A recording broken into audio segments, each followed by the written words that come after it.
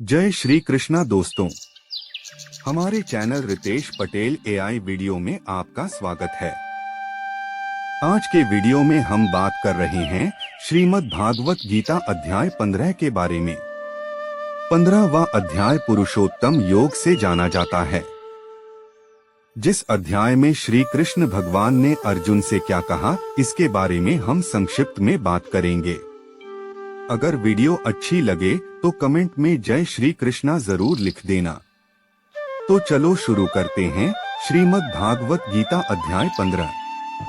निश्चित रूप से श्रीमद् भगवत गीता का 15वां अध्याय पुरुषोत्तम योग के नाम से जाना जाता है।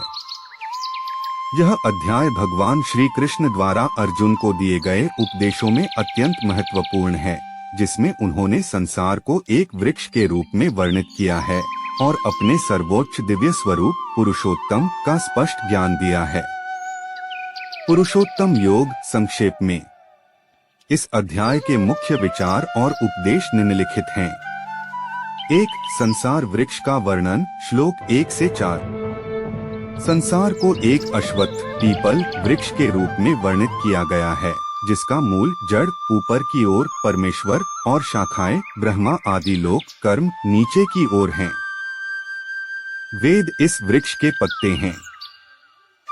इस संसार वृक्ष का आदि अंत और प्रतिष्ठा ठीक से नहीं पाया जाता है। इस संसार रूपी वृक्ष को अनासक्ति वैराग्य रूपी मजबूत शस्त्र से काटकर उस परम पद शाश्वत धाम को खोजना चाहिए, जहां जाने के बाद मनुष्य फिर लौटकर नहीं आता। 2. परम पद की प्राप्ति, श्लोक 5 से 6। मान और मोह से रहित, आसक्ति के दोष को जीतने वाले, कामनाओं से मुक्त और सुखरुख आदि द्वंद्वों से मुक्त ज्ञानी जन उस अविनाशी परम पद को प्राप्त होते हैं। वह परम धाम सूर्य, चंद्रमा या अग्नि से प्रकाशित नहीं होता। जो उसे प्राप्त कर लेते हैं वे फिर इस संसार में लौटकर नहीं आते। 3. जीवात्मा का स्वरूप और संसरण, श्लोक 7 से 11। इस जीवलोक में जीवात्मा मेरा ही सनातन अंश है। यह जीवात्मा प्रकृति में स्थित होकर मन सहित 6 इंद्रियों को आकर्षित करता है। जब ईश्वर जीवात्मा एक शरीर को प्राप्त करता है या उसे छोड़ता है, तो वह इन इंद्रियों और मन को वैसे ही साथ ले जाता है जैसे वायु गंध को ले जाती है। अज्ञानी लोग आत्मा के इस स्वरूप को नहीं जान पाते, पर ज्ञान की आंखों वाले योगी इसे अपने भीतर स्थित देखते हैं। 4. परमेश्वर की महिमा, श्लोक 12 से 15।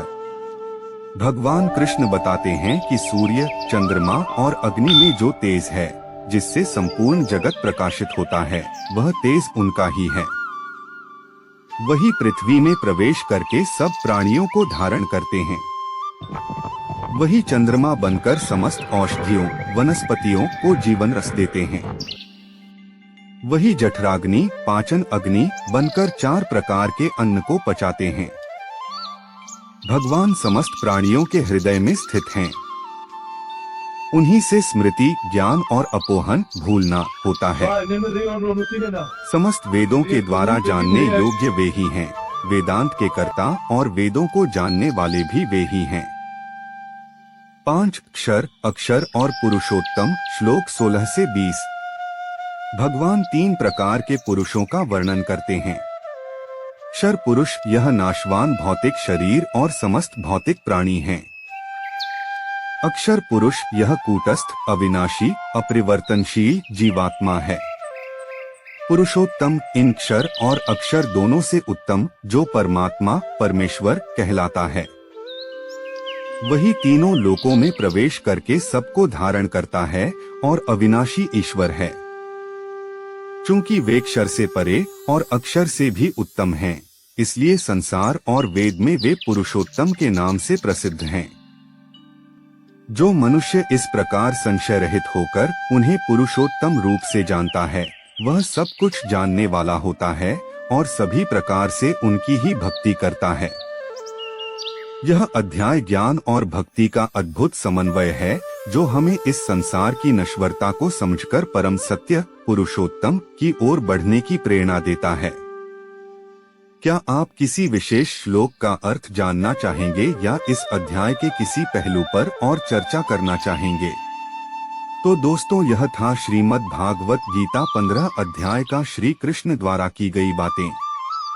अगले वीडियो में हम बात करेंगे श्रीमद् भागवत गीता अध्याय 16 के बारे में।